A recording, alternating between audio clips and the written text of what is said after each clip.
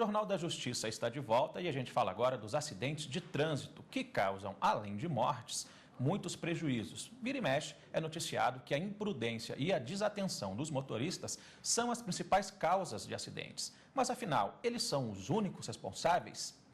Para falar sobre isso, eu recebo aqui no estúdio o Dr. Otton de Azevedo Lopes, advogado, especialista em direito civil. Doutor, obrigado pela sua participação aqui com a gente. Boa tarde. Bom, a gente, como já disse aqui, a gente sempre ouve falar que a culpa quase sempre é do motorista.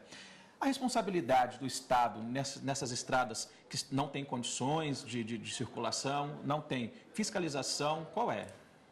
Olha, o Estado, ele é obrigado a garantir a condição de tráfego das estradas. A mínima, pelo menos, então, né? Se a estrada não tem condições de tráfego, ele pode ser responsabilizado por eventual acidente na estrada.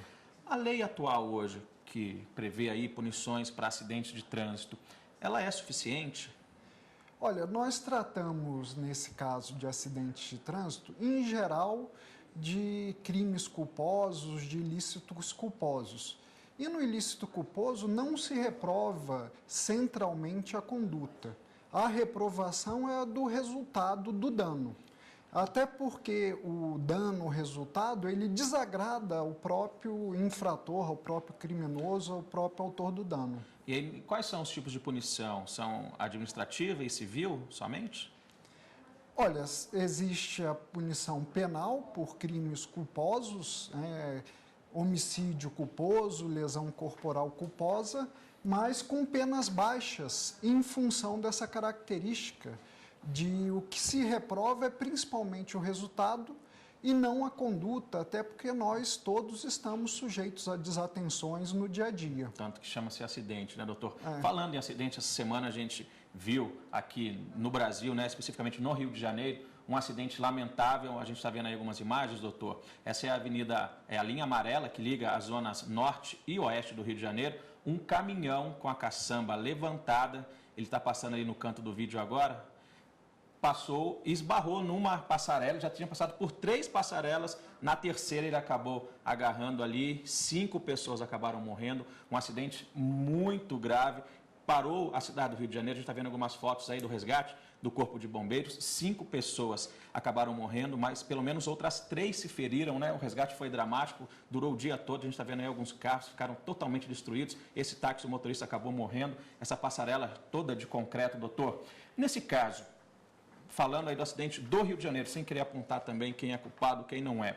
Tinha fiscalização, ele não poderia estar ali. No caso, a concessionária da linha amarela, que é a Lança, ela poderia ser responsabilizada também por não fiscalizar uma prática dessa, já que o caminhão não poderia estar rodando ali no momento?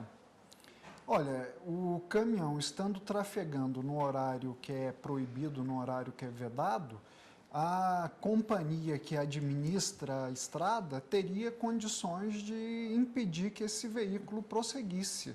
Seria dever dela impedir o prosseguimento do veículo. É nesse caso, então, das famílias que acabaram perdendo, né, os entes, se ela procurar a justiça, ela responsabiliza o motorista trabalhava numa empresa, ou ele pode responsabilizar também a concessionária da rodovia? Olha, podem ser responsabilizados o motorista, mas no caso do motorista possivelmente é necessário provar culpa. Pode ser responsabilizada a dona do caminhão, a empresa que é dona do caminhão, e também a concessionária e, na minha opinião, até mesmo o fabricante do veículo, porque não seria difícil colocar algum dispositivo que impedisse a caçamba de abrir com um veículo em alta velocidade. Tá certo, doutor. A gente tem uma reportagem que a gente vai exibir agora. Aqui no Distrito Federal, o Tribunal de Justiça condenou a empresa responsável por um caminhão que se envolveu em um acidente numa rodovia federal. As imagens mostram a gravidade do acidente envolvendo um caminhão e uma van que ficou destruída. Nas fotos tiradas no dia da batida, é possível ver que os pertences dos passageiros e partes dos veículos ficaram espalhados pela pista. 22 pessoas voltavam de Sobral, no Ceará, para Brasília, quando o veículo em que estavam foi atingido pela carroceria de um caminhão que fazia uma ultrapassagem em um trecho da BR-316. 12 passageiros morreram e os outros 10 ficaram gravemente feridos. Eu pedi o pagamento para os responsáveis do caminhão, que foi o culpado do acidente, né? E junto com a Bradesco Seguro. E eles não tiveram acordo e está rolando um processo. A esposa de uma das vítimas recorreu à justiça pedindo reparação de danos. A empresa foi condenada em sede de antecipação de tutela. Além de ser uma pessoa que a família toda dependia dele, era fundamental os estudos, os alimentos dessa criança pela manutenção que era feito pelo pai. Ora, com o falecimento do pai e a empresa, por ter uma grande condição financeira e que provocou fundamentalmente esse acidente, não tem por que aguardar anos para a finalização de um processo judicial, quando, em âmbito de alimentos provisionais, no caso, a antecipação de tutela, ela poderia fazê-lo. O juiz determinou que se pagasse um salário mínimo até que ela completasse 65 anos. O Adson, dono da van, também procurou a justiça para tentar recuperar o prejuízo. Ele processou a empresa responsável pelo caminhão.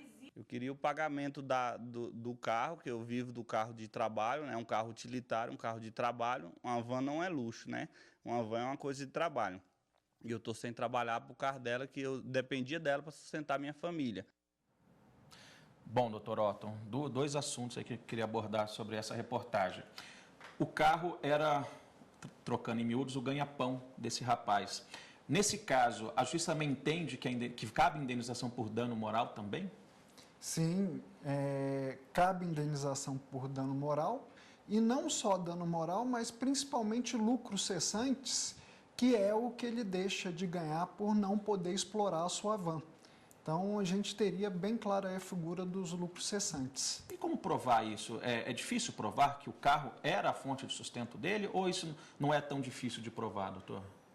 Bom, eu acho que não. Sendo uma van, é natural que ele utilizasse a van para transportar pessoas, ele pode utilizar depoimento de clientes, então acho que é algo de prova fácil. A gente viu também na reportagem da Daniela Máximo que foi usado sede de antecipação de tutela.